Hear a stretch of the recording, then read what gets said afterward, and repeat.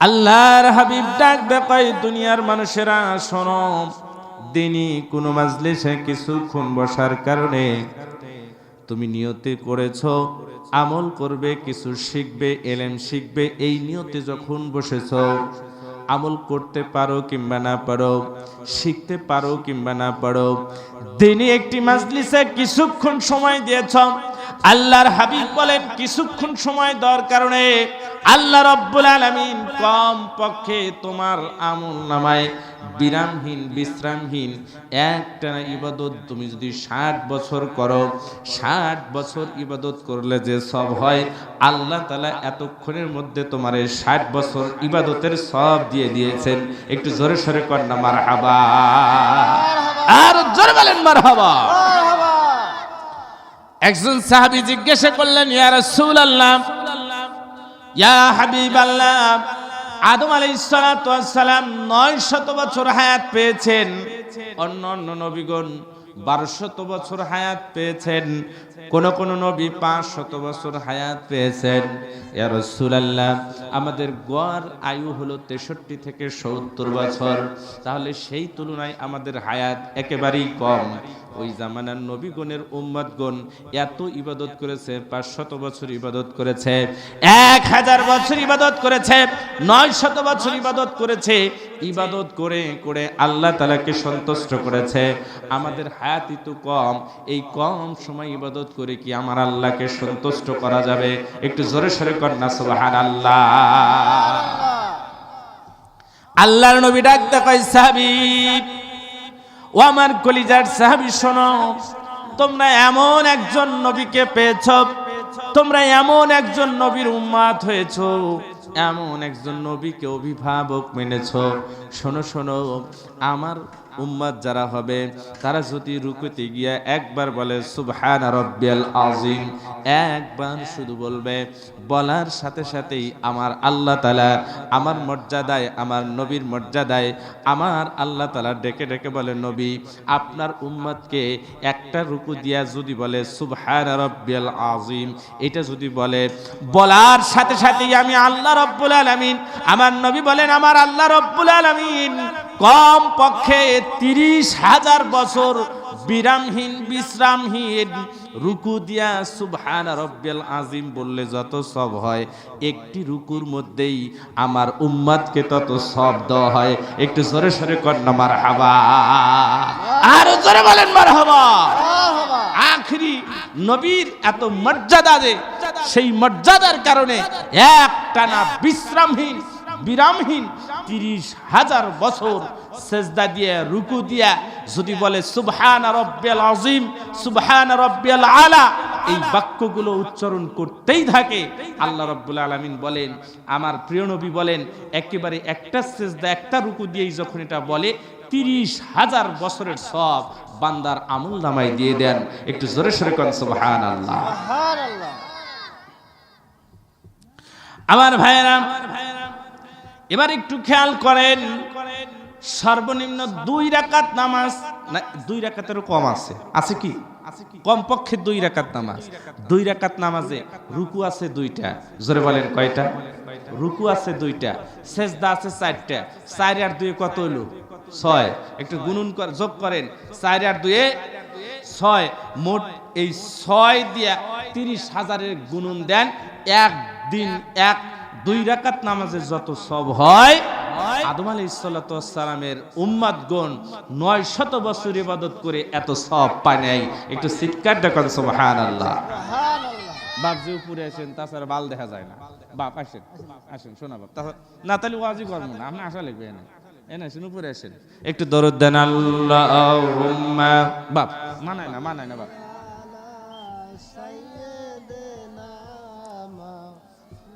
আমরা তো আপনি গাড়ি চাল রে বাবুরে, বোঝেন না কা? আপনি গাড়ি নিচে বসারে, আমরা উপরে বসে থাকি, এটা হয়। উপরে আসেন, এদিক দিয়ে আসেন, একটু মহব্বতে পড়েন আল্লাহুম্মা সাল্লি আলা,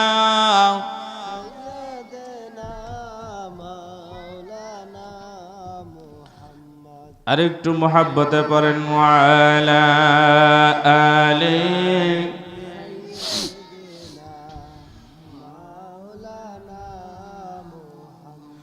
আমার ভাইয়েরা, আমার আল্লাহ রাব্বুল আলামিন আমার নবীকে কত মর্যাদা দিয়েছেন, একটু ভালো করে খেয়াল করুন। আমার নবীর মর্যাদা এত বেশি যে আমার নবী যদি কখনো কোনো রাস্তা দিয়ে হেঁটে হেঁটে যাইতেন, আর ওই হাঁটার জায়গার মধ্যে যদি কেউ বাবলা কাটা পুঁতে রাখতেন, খেজুরের কাটাও যদি পুঁতে রাখতেন, আমার আল্লাহ রাব্বুল আলামিন ডাক দিয়ে বলে, আমি আমার নবীকে এত মহাব্বত করি, এত ভালোবাসি যে, এতই মহাব্বত করি যে, এত ভালোবাসি যে, আমার নবী যদি কখনো ওই বাবলা কাটার উপরে পা রাখেন, আমি আল্লাহ রাব্বুল আলামিন বড় কষ্ট পাই যে আমার নবীর পায়ের মধ্যে কাটা ফুটবে, এটা আমি কেমনে সহ্য করব। যে কারণে আমার আল্লাহ রাব্বুল আলামিন বাবলা কাটারে মুহূর্তের মধ্যেই তুলা বানায়া দেয়। একটু জোরে সরে কন্যা সুবহানাল্লাহ। এত মর্যাদা কোন নবীকে দেওয়া হয় নাই যত মর্যাদা আমার নবীকে দেওয়া হয়েছে।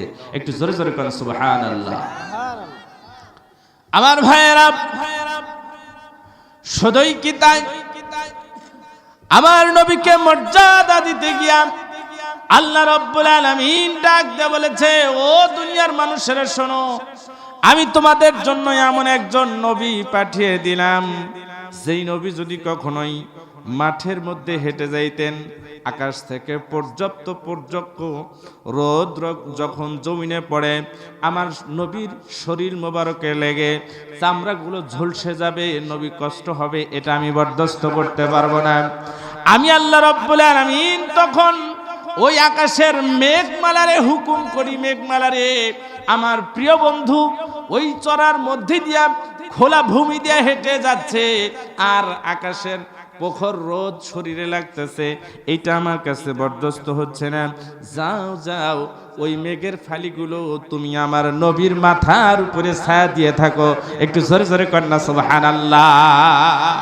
এত মর্যাদা দেওয়া হয়েছে, অন্য কোন নবীকে এত মর্যাদা দেওয়া হয় নাই। একটু জোরে কন্যা সুবহানাল্লাহ। শুধুই কি তাই, শুধুই তাই না, আমার নবী যখন বৃষ্টির মধ্যে দিয়ে হেঁটে যাইতো, আল্লাহ তাআলা আমার নবীকে এত ভালোবাসেন, এত মহাব্বত করেন, এত প্রেম করেন, এত মহাব্বতে রাখেন যে তিনি বলেন, যখন আমার নবী হেঁটে যাবে আর আকাশ থেকে বর্ষণ হবে, আমার নবীর শরীর মোবারক ভিজে যে কষ্ট পাবে, এটাও আমি বরদাস্ত করতে পারবো না। অতএব আমার নবীর শরীর মোবারক যেন না ভেজে, যে কারণে বৃষ্টির হুকুম করিলেন, ও বৃষ্টি আমার নবীর শরীর মোবারকে তুমি লাগতে পারবা না, আমার নবীর শরীর মোবারক তুমি ভিজাইতে পারবা না। একটু জোরে সরে কন্যা সুবহানাল্লাহ। এত মর্যাদা দিয়েছেন। আমার ভাইয়েরা, ভালো করে দিলের কান লাগিয়ে শুনুন, সেই নবীর উম্মত দিনই কোনো মাজলিসে যদি কিছুক্ষণ বসে, সুবহানাল্লাহ আলহামদুলিল্লাহ ওয়ালা ইলাহা ইল্লাল্লাহু আল্লাহু আকবার, এই শব্দ বাক্যগুলো একবারও বলে নাই, শুধুমাত্র নিয়ত করে এসে বসেছে, কোনো কিছু কয় নাই, চুপচাপ থেকেছে। আল্লাহর হাবিব বলেন, সিত্তিনা সানা, কমপক্ষে 60 বছর নফল ইবাদত করলে যত সব হয়।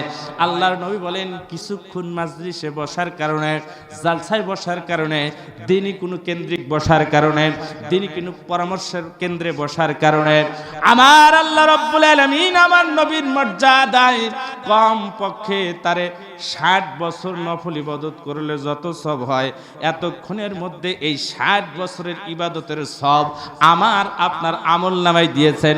একটু জোরে সরে কন্যা মারহাবা। কোন কথা বলেন নাই, শুধুমাত্র নীরবে বসেছেন, বসার সাথে সাথেই 60 বছরের ইবাদত দিয়েছেন কে? জোরে বলেন কে? আল্লাহ।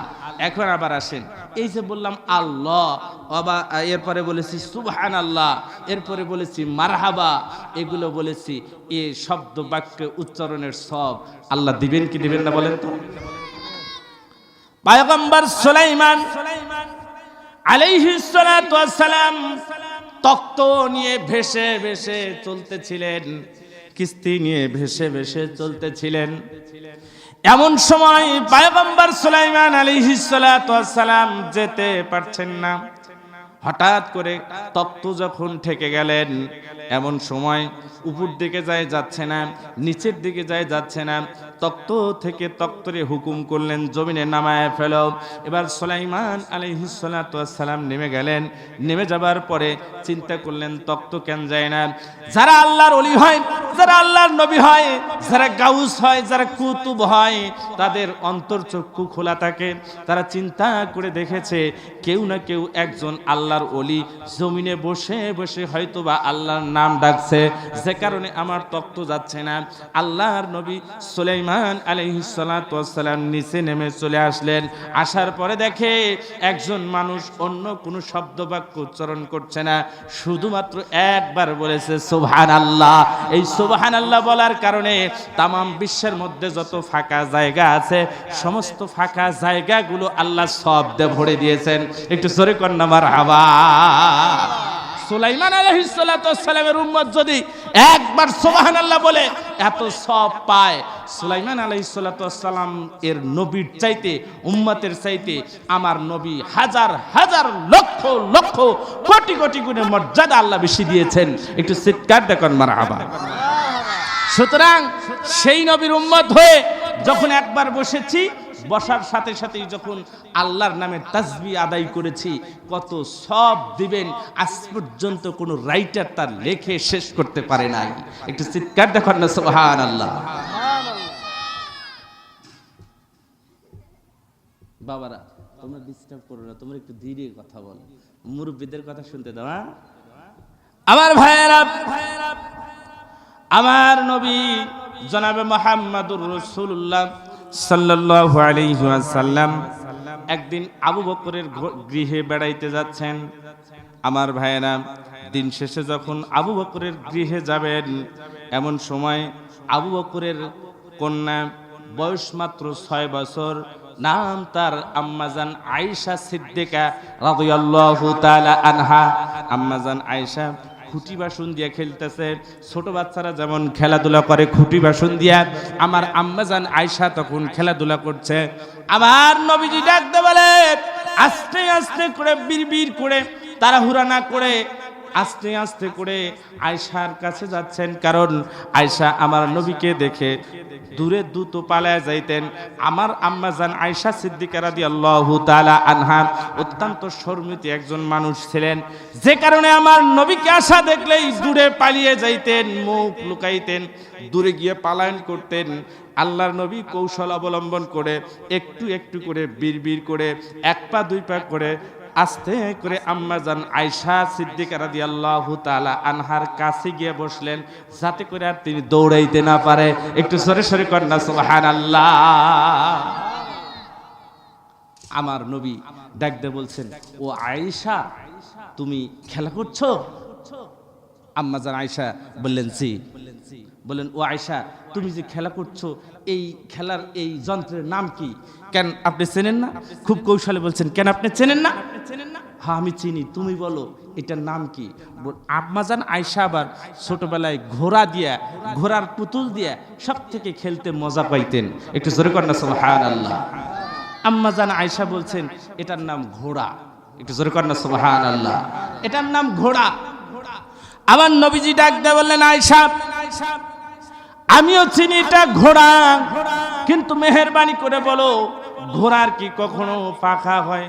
তুমি তো পাখা বিশিষ্ট ঘোড়া দিয়া, মূর্তি দিয়া খেলা করছো, কিন্তু ঘোড়ার তো কখনো পাখা হয় না। আম্মাজান আয়েশা অত্যন্ত তীক্ষ্ণ বুদ্ধিজীবী ছিলেন। আম্মাজান আয়েশা বিচক্ষণ ছিলেন, ছোটবেলা থেকেই অত্যন্ত ভালো মেধাবী ছিলেন। যে বাচ্চাগুলো মেধাবী হয়, ওই বাচ্চাগুলো ছোটবেলা থেকে একটি লক্ষণ পাওয়া যায়।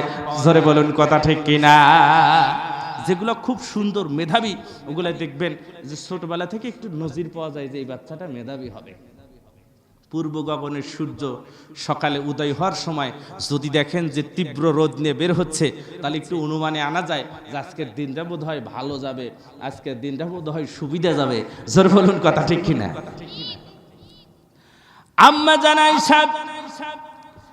আম্মাজান আয়েশাকে যখন জিজ্ঞাসা করা হলো, ও আয়েশা, তুমি ঘোড়া দিয়া খেলছো, অথচ যেই ঘোড়ার পাখা আছে, ঘোড়ার কি কখনো পাখা হয়?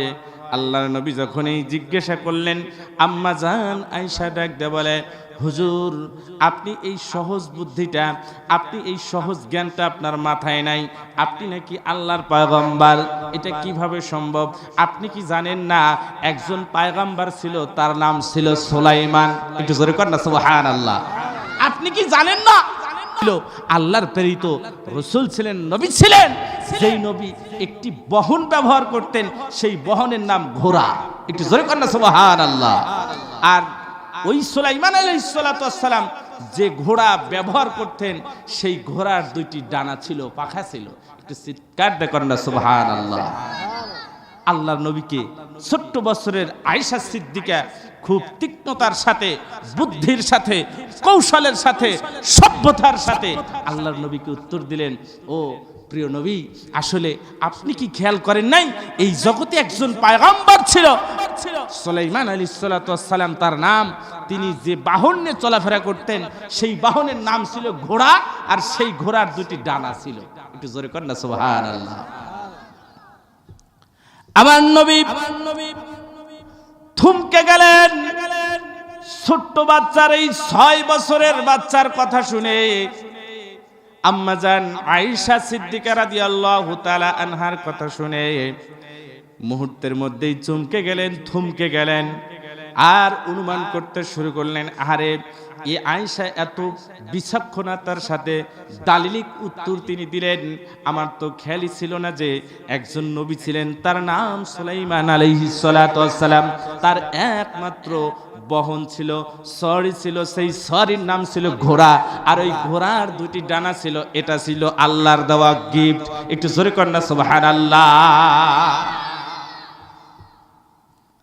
আম্মা জান আয়েশার এই বিচক্ষণতার উত্তর পেয়ে আল্লাহর নবীর ভিতরে কাজ করতে শুরু করলো, এই বাচ্চা, এই মেয়ে সাধারণ মেয়ে হতে পারে না, এই জ্ঞান সাধারণ জ্ঞান হতে পারে না, এটা আল্লাহর দেওয়া গিফট। একটু জোরে জোরে কর সুবহানাল্লাহ। আল্লাহর নবী আবু বকরের ঘরে গেলেন। আবু বকর এমন মানুষ ছিলেন যে, আবু বকর আল্লাহর নবী যখন মেরাজ থেকে ঘুরে আসলেন, ঘুরে আসার পরে আবু বকরকে বললেন, ও আবু বকর, গত রাত্রি আমার আল্লাহ আমারে দাওয়াত দিয়া আরশে আজিমে নিয়ে গিয়েছেন। একটু জোরে কর সুবহানাল্লাহ। এটা সেই মেরাজ মাস, এটা সেই মাস যে মাসে আল্লাহর নবী ঊর্ধ্বগমনে তিনি ভ্রমণ করে জান্নাত জাহান্নাম আল্লাহর সাথে গল্প করে এসেছেন। একটু জোরে কর না সুবহানাল্লাহ। সেই মেরাজ মাসে আজকের এই মাহফিলে বসে আমরা ধন্য। মহান আল্লাহ যেন আমাদের জীবনের গুনাহগুলো মাফ করে দেন, বলেন আমিন। আমার ভাইয়েরা, আল্লাহর নবী যখন মেরাজ থেকে ঘুরে এসে সর্বপ্রথম আবু বকরের সামনে দাঁড়িয়ে বললেন, ও আবু বকর, ভালো করে খেয়াল করো, শোনো শোনো, গত রাত্রে আমার আল্লাহ আমারে দাওয়াত দিয়ে নিয়ে আরশে আজিমে নিয়ে চলে গেলেন, একেবারে সিদরাতুল মুনতাহায় নিয়ে চলে গেলেন। সেখানে গিয়ে আল্লাহর সাথে গল্প করে আসলাম। সেই গল্পের মাধ্যম দিয়ে জান্নাত আর জাহান্নাম পর্যবেক্ষণ করে জান্নাত আর জাহান্নাম দেখতে দেখতে প্রায় ওই রজনীর মধ্যে আমার 27 বছর কেটে গেল। একটু জোরে কর না সুবহানাল্লাহ। প্রায় 27 বছর আমার কেটে গেল। ও আবু বকর সিদ্দিক, তুমি কি এটা বিশ্বাস করো? আমার আবু বকর ডাক দেয়, ইয়া রাসূলুল্লাহ, ইয়া হাবিবাল্লাহ, যেই জবান দিয়ে কখনোই একটি মিথ্যা কথা বলেন নাই, যেই জবান দিয়ে কখনোই প্রতিশ্রুতি ভঙ্গ করেন নাই, যেই জবান শুধুমাত্র আল্লাহর কথা মতোই চলে, যেই জবান দিয়ে আল্লাহর কথাগুলোই বের হয়, অতএব আপনি নবী যখন বলেছেন যে আপনি 27 বছর মেরাজে ভ্রমণ করে জমিনে এসেছেন, এই কথা যখন আপনি বলেছেন, ইয়া রাসূলুল্লাহ, আমি আবু বকর নির্দ্বিধায় সাক্ষ্য দিলাম সাদ্দাক্তা ইয়া রাসূলুল্লাহ, সাদ্দাক্তা ইয়া রাসূলুল্লাহ, সাদ্দাক্তা ইয়া রাসূলুল্লাহ, আপনি যা যা বলেছেন এতক্ষণ পর্যন্ত আমি আল্লাহর নামের শপথ করে বলছি, তা প্রত্যেকটা কথাই সত্য আর সত্য। একটু চিৎকার দেখুন না মারহাবা। বাপ ভালোতে মা ভালো, মা ভালোতে সন্তান ভালো, জমিন ভালোতে ফসল বলো। জোরে বলুন কথা ঠিক কিনা? কবি বলেন, যেই সাকে তেইসা মেলে, রাজার মেলে রানী, ভুতানির ভুতানি মেলে, খবিসের খবিসানি। শিক্ষার দেখার কথা ঠিক কিনা? ও ভাই আবার চা দিয়া ডিস্টার্ব শুরু করলেন। একটু মিলাদ দেন। আল্লাহুম্মা সাল্লি আলা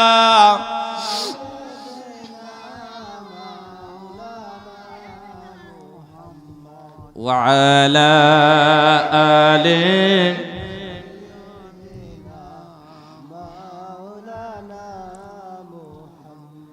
আমার ভাইয়েরা, আবু বকর ছিলেন সত্যবাদী। সুতরাং খেজুর গাছ থেকে কখনোই কাটা খুঁড়ার জন্ম হয় না। খেজুর গাছ থেকে খেজুরের গাছের মতোই আরেকটা খেজুর গাছ জন্ম হয়। জোরে বলুন কথা ঠিক কিনা? আমার আবু বকর ছিলেন অত্যন্ত নিষ্ঠাবান, সত্য, বিচক্ষণ ব্যক্তি, যে কারণে তার পৃষ্ঠদেশ থেকে জন্ম হয়েছে আম্মাজান আয়েশা রাদিয়াল্লাহু তাআলা আনহার। আম্মাজান আয়েশা যখন এই বিচক্ষণতার সাথে নবীকে উত্তর দিলেন, আল্লাহর নবী ভিতরে ভিতরে ভীষণ খুশি হয়ে পড়লেন। গৃহে থেকে চলে আসলেন, গভীর ঘুমে আল্লাহর নবী নিমগ্ন হলেন। আল্লাহ রাব্বুল আলামিন এমন সময় একটি চিঠি পাঠাইলেন। চিঠিটার সিস্টেম ছিল একটি চারকানির বক্সের মতো। সেই বক্সটা বিদ্যুতের বাল্বের মতো চমকাইতেছিলেন। আল্লাহর নবী এই স্বপ্ন দেখছেন। আল্লাহর নবী বলেন, আমি যখন এই বক্সটাকে খুললাম, আমার হুকুম হলো বক্সটাকে খোলা হোক। আল্লাহর নবী বক্সটা খুললেন। খোলার পরে দেখলেন একটা চিঠি। সেই চিঠির মধ্যে যা লেখা আছে, সেই চিঠির মধ্যে লেখা আছে, ও আমার প্রিয় নবী, আপনি যদি রাজি থাকেন, খুশি থাকেন, আমি আল্লাহ আপনার জন্য বাজেট করলাম আবু বকরের একমাত্র কন্যা আম্মাজান আয়েশাকে আপনার জন্য পত্নী হিসাবে, স্ত্রী হিসাবে কবুল করলাম। এটা আমার আসমানে কবুল হয়ে গেছে। একটু চিৎকার দেখুন না ভাই, মারহাবা। দাম্পত্য জীবন ছিল আমার আলোচ্য বিষয়। আমি আস্তে আস্তে সেদিকেই ঢুকছি। আল্লাহ যেন আমার সেই কথাগুলো বলার তৌফিক দান করেন, বলেন আমিন। আমার ভাইয়েরা, আম্মাজান আয়েশার এই প্রস্তাবের কথা যখন আল্লাহ তাআলা স্বপ্ন যুগে পাঠিয়ে দিলেন, কারণ স্বপ্নটাও হলো নবীদের জন্য ওহী, যে কারণে আল্লাহর নবী এই স্বপ্ন দেখে মুহূর্তের মধ্যেই ঘুম ভেঙে গেল। অনেকটাই ভিতরে ভিতরে কাজ করতে আনন্দের হিল্লোল বয়ে গেল। আবার চিন্তা করছে এটা কিভাবে সম্ভব। আবার চিন্তা করছে আল্লাহর হুকুমের বাইরে এক চুল পরিমাণ যাওয়াও যাবে না। এই প্রস্তাব যেহেতু আল্লাহ তাআলা দিয়েছেন, এই সিদ্ধান্ত যেহেতু আল্লাহ তাআলা নিয়েছেন, এই সিদ্ধান্তের বাইরে আমি নবী যেতে পারবো না। কারণ আমার নবীকে আল্লাহ রাব্বুল আলামিন ডাক দিয়ে বললেন, নবী, আমি আপনার জন্য এই জমিনে দিন কায়েমের জন্য আপনারে লিডার হিসেবে পাঠিয়েছি। এই জমিনে আপনার উপরে যদি কেউ আঘাত করে সেটা আমার সহ্য হয় না। রৌদ্রের তাপ আপনার শরীরে লাগুক এটাও আমি বরদাস্ত করি না। এরপরে বৃষ্টি আপনার শরীরে পড়ুক এটাও আমি বরদাস্ত করি না। কিন্তু নবী, আপনি উহুদের ময়দানে ওই দন্ত মোবারক শহীদ করে হলেও উহুদের ময়দানে আপনাকে দ্বীনের দাওয়াত দিতে হবে। সেই দাওয়াত দিতে গিয়ে যদি আপনার জীবন যাবে, আপনি যদি মৃত্যুবরণ করেন, করবেন, তবে আন আকিমুদ্দিন, এই জমিনে আপনাকে দ্বীন প্রতিষ্ঠিত করার জন্য পাঠিয়ে দিয়েছি। নবী, আপনি মেহেরবানি করে উহুদের ময়দানে কালিমার দাওয়াত নিয়ে ইসলামের ঝান্ডা দিয়ে আপনি নেতৃত্ব দিতে থাকবেন। একটু জোরে সোরে কন্যা মারহাবা। নবী, আমি আপনার উপরে রৌদ্রের তাপ লাগা হারাম করে দিয়েছি, এরপরে পায়ে কাটা ফোটা হারাম করে দিয়েছি, এরপরে অন্যান্য বিষয় প্রাকৃতিক আযাব গজবগুলো আমি আপনার উপরে হারাম করে দিয়েছি। কিন্তু আপনার নেতৃত্ব দিতে হবে। আপনার একটা দায়িত্ব দিলাম, উহুদের ময়দানে যান, নেতৃত্ব দিয়ে সেখান থেকে আপনি বিজয়ী হয়ে ফিরে আসবেন। এই বিজয়ী হইতে গিয়ে যদি আপনি শহীদ হবেন, এটা আমার দেখার বিষয় নয়। একটু চিৎকার দেখুন না, সুবহানাল্লাহ। আল্লাহ দেখেন এক সময় মিষ্টি দিয়েছেন, আবার একটু কড়া দিয়েছেন, শাসন করেছেন। কেমনে শাসন করলেন? উহুদের ময়দানে পাঠায় দিয়া আল্লাহর নবীরে বল্লভের আঘাত দিয়ে, কাফেরদের আঘাতে দন্ত মোবারক শহীদ হলো। জোরে বলুন কথা ঠিক কিনা? এইদিকে সুসংবাদ দিয়ে দিলেন। সুসংবাদটা কি? সুসংবাদ হলো, ইয়া রাসূলুল্লাহ, আপনার জন্য একটি বরাদ্দ হলো, আমার আসমানে ঘোষণা হয়ে গেছে, আমি বাজেট করলাম আম্মাজান আয়েশার সাথে আপনার বিবাহের বন্ধনের প্রস্তুতি হচ্ছে, এটা আসমানে লেখা হয়ে গেছে। একটু চিৎকার দেখান সুবহানাল্লাহ। আম্মা জান আয়েশা সিদ্দিকা রাদিয়াল্লাহু তাআলা আনহার বয়স মাত্র 6 বছর। জোরে বলেন কয় বছর? 6 বছর। আম্মা জান আয়েশা এই কথা যখন প্রকাশ পেল, আল্লাহর নবী যখন স্বপ্ন দেখেন এটা প্রকাশ পেল, ইতিমধ্যে আম্মা জান আয়েশার বিবাহের প্রস্তাব নিয়ে আবু বকরের ঘর থেকে আবু বকরের স্ত্রী পাঠিয়ে দিয়েছেন, আমার স্বামী আপনি যান, আমার প্রিয় নবীর জন্য আমার মেয়েকে বরাদ্দ রাখলাম। একটু জোরে জোরে কোন সুবহানাল্লাহ। আম্মা জান আয়েশা সিদ্দিকা রাদিয়াল্লাহু তাআলা আনহা 4টি খেলা সব থেকে পছন্দ করতেন, তার একটি খেলা হলো এই খুঁটি বাসনের মধ্যে ঘোড়া দিয়ে খেলা। একটু জোরে জোরে কোন সুবহানাল্লাহ। যে কারণে সনাতন ধর্মের ভাইরা তারা দলিল পেশ করে কি যে এই ঘোড়ার উপরে পাখা লাগানো জায়েজ, ঘোড়ার পূজা করা জায়েজ, কারণ আম্মা জান আয়েশা করছেন। একটু জোরে জোরে কোন নাউজুবিল্লাহ। আচ্ছা বলেন তো, যে বাচ্চা 6 বছরের বয়স, এর কি কোনো পাপ করার কোনো বয়স হয়েছে? জোরে বলেন হয়েছে? ও দুনিয়ার কোনো কিছু বোঝে? আমার ভাইয়েরা, আম্মা জান আয়েশা সিদ্দিকা রাদিয়াল্লাহু তাআলা আনহা খেলতে শুরু করলেন বিবাহের প্রস্তাব নিয়ে। আবু বকর রাসূলুল্লাহ সাল্লাল্লাহু আলাইহি ওয়াসাল্লাম এর ঘরে চলে আসলেন। সংক্ষিপ্ত করে বললাম, বিবাহের চুক্তি হয়ে গেল, আল্লাহর নবীর সাথে বিবাহ বন্ধন হলো। 6 বছরের বাচ্চার বিবাহ বন্ধন শুরু হয়ে গেল। কিন্তু আল্লাহর নবী ডেকে বলেন, না না আম্মা জান আয়েশা, আমার প্রিয় আবু বকরের কন্যা একমাত্র আয়েশাকে নেওয়া যাবে না। কারণ হলো 6 বছরের বাচ্চা, এটি পরিপূর্ণ বয়স হোক এতটুক সময় আমাকে দিতে হবে। আমার আল্লাহ ডাক দিয়ে বললেন, নবী আমি আপনার জন্য বিবাহ বন্ধন করলাম, এটা জায়েজ করলাম, তবে আপনি 6 বছর এই বাচ্চাকে আপনি ঘরে নিতে পারবেন না। এটা আমার হুকুম, আপনাকে কমপক্ষে অপেক্ষায় থাকতে হবে যতক্ষণ পর্যন্ত আমার হুকুম না হয়। একটু জোরে জোরে কন্যা সুবহানাল্লাহ। হুকুম শুরু হলো।